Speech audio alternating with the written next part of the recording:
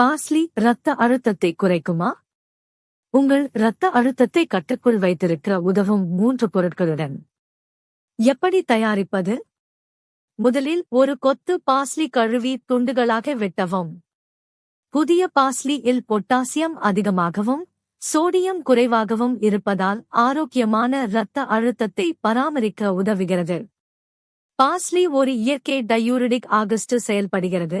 இது சிறுநீரகங்கள் அதிக சோடியம் மற்றும் உடல் திரவங்களை வெளியேற்ற உதவுகிறது. இரத்த நாளங்களின் சுவர்களை தளர்த்தி இரத்த அழுத்தத்தை குறைக்கும். இப்போது உங்களுக்கு 3 பல் பூண்டு தேவைப்படும். பூண்டு இரத்த அழுத்தத்தை குறைக்க உதவுவது மட்டுமல்லாமல் வைட்டமின் சி உள்ளடக்கத்தை அதிகரிக்கவும். 3 பொருட்களையும் மிக்சியில் அரைக்கவும்.